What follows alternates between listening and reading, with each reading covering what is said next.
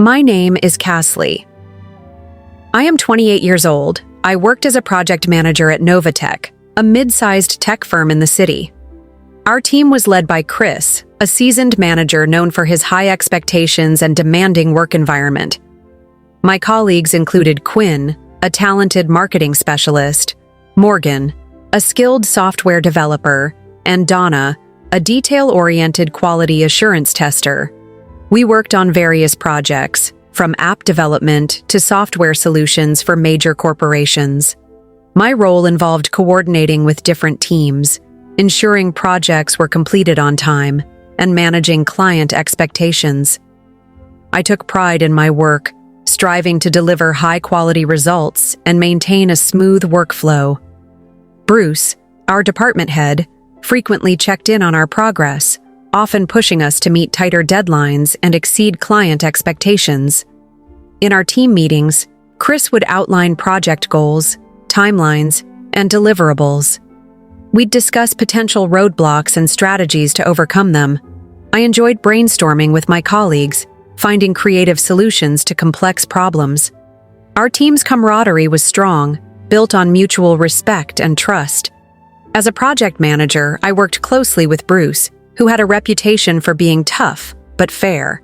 He expected results and pushed us to perform at our best.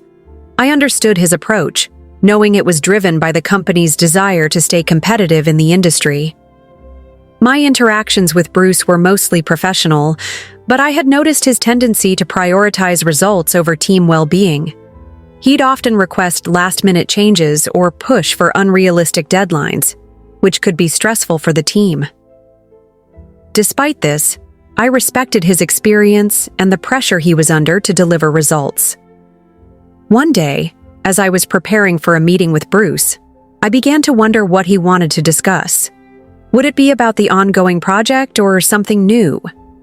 I made my way to his office, not knowing that our conversation would change everything. Bruce leaned back in his chair, steepling his fingers as he spoke. Cassie, I need a favor.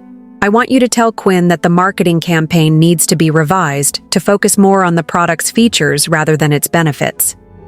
I nodded, taking notes. But then he added, and I need you to tell her that the revised campaign is a direct order from our client, even though it's not. I felt a surge of unease at his request. I'm not sure that's accurate, Bruce, I said, trying to clarify. Isn't that misleading? Bruce's expression turned stern. Cassie, this is how business works. Sometimes you have to bend the truth to get what you want. Just tell Quinn what I told you to, and let's move forward with the campaign. I hesitated, unsure of how to respond. But Bruce, isn't that dishonest? Bruce leaned forward, his voice taking on a sharper tone. Cassie, I don't pay you to question my decisions. I pay you to get the job done. Now, are you going to do what I asked or not? I felt a knot in my stomach as I weighed my options. I could comply with Bruce's request, or I could stand up for what I believed in. Either way, the consequences would be significant. I'll think about it, Bruce, I said finally, trying to stall for time. Bruce's expression darkened. Don't think about it, Cassie, just do it. We need to move forward with this campaign ASAP. I left his office, feeling uncertain about what to do next.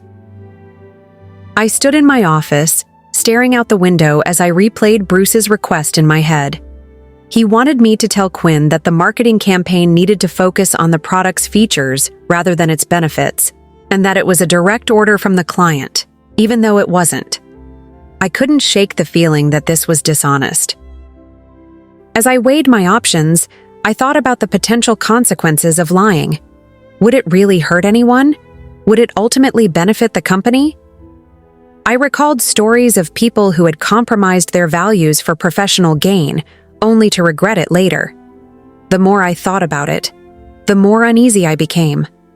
I didn't want to be someone who lied to get ahead, but I also didn't want to jeopardize my job or damage my relationships with my colleagues. I turned away from the window and began pacing around my office. What would happen if I refused to do what Bruce asked? Would he find someone else to do it? Would it impact my chances of advancement? The questions swirled in my head as I struggled to make a decision. I knew one thing for sure. I couldn't just blindly follow Bruce's orders without considering the implications. As I stood there, frozen in indecision, my phone buzzed with a message from Bruce. "Casley, need an update on the marketing campaign. Let's discuss ASAP." I took a deep breath and headed to his office, knowing that I had to make a decision about how to proceed. I walked into Bruce's office, my mind made up. "Bruce, I don't think it's right to tell Quinn that the client requested a change in the marketing campaign when that's not true," I said, standing my ground. Bruce raised an eyebrow, clearly not expecting me to push back. "Casley, this is how business works," he said, his tone firm but measured. "Sometimes you have to make tough decisions and present information in a way that benefits the company." I shook my head. "I'm not comfortable with that, Bruce. I think it's dishonest." Bruce's expression turned stern. "Casley, I've made it clear what's expected of you. Are you refusing to follow my instructions?" I took a deep breath. "Yes, Bruce. I'm refusing to lie about the marketing campaign. I think it's wrong, and I'm not willing to compromise my integrity." Bruce's face reddened. "Fine. If you're not willing to do what I ask, then maybe you're not the right person for this job." I stood my ground, my voice firm. "Maybe not, Bruce, but I'm not going to lie about this." Bruce's eyes narrowed. "We'll see about that. You need to understand the implications of your decision. This isn't just about you or your integrity. This is about the company's interests." I nodded. "I understand that, Bruce. But I also know what's at stake for me. My reputation, my values, and my self-respect." Bruce leaned back in his chair, his expression unreadable. "Very well, Casley. You've made your decision. Let's see where it takes you." I left Bruce's office, knowing that my decision would have repercussions. The next day, I was called into a meeting with HR and Chris, my team lead. "Casley, we've received complaints about your refusal to follow Bruce's instructions," the HR representative said. "Can you tell us what happened?" I explained the situation, sticking to the facts. Chris looked concerned, but the HR rep seemed skeptical. "We're going to have to take disciplinary action, Casley. You've refused to follow a direct order from your supervisor." I nodded, expecting this outcome. "I understand." The HR rep handed me a written warning. "If this happens again, we'll have to consider further action, up to and including termination." I took the warning, feeling a sense of resolve. I knew I'd made the right decision, even if it came with consequences. As I left the meeting, I noticed Bruce watching me from his office. I wondered what would happen next. Would I be able to continue working effectively with him? Only time would tell. I went back to my desk, trying to focus on my work. But I couldn't shake the feeling that my career was hanging in the balance. Bruce's behavior towards me had changed, and I wasn't sure what to expect. I decided to document everything, just in case. I started keeping a record of all interactions with Bruce, including emails, meetings, and conversations. I wanted to be prepared for anything that might come next. Little did I know, things were about to get a lot worse. I went home that evening, my mind racing with thoughts of the disciplinary action and what it meant for my career. I couldn't concentrate on anything, my thoughts consumed by worries about my future at the company. I thought about calling a friend or family member to talk through my concerns, but something held me back. Maybe it was the fear of being judged or lectured. Instead, I sat on my couch, staring blankly at the wall as the weight of my decision settled in. The next few days passed in a blur as I tried to navigate the aftermath of the disciplinary action. Bruce's behavior towards me had become increasingly cold and distant. He would barely acknowledge me in meetings or respond to my emails. I felt like I was walking on eggshells, never knowing what would trigger his anger. At home, I couldn't shake the feeling of uncertainty that had taken up residence in my stomach. I would lie awake at night, thinking about my career and what the future held. I started questioning whether I'd made a huge mistake by standing up for myself. What if I couldn't find another job? What if I damaged my reputation in the industry? One night, as I was scrolling through my phone, I came across an article about workplace ethics and the importance of standing up for what's right. It resonated with me, and for a moment, I felt a sense of reassurance that I'd done the right thing. But the doubts crept back in, and I couldn't help but wonder what would happen next. Would I be able to recover from this, or would it be a permanent stain on my career? As the days turned into weeks, the tension between Bruce and me continued to escalate. I knew I had to find a way to navigate this situation without losing myself in the process. But for now, the uncertainty hung over me like a cloud, refusing to budge. I decided to confide in Quinn, my colleague and friend.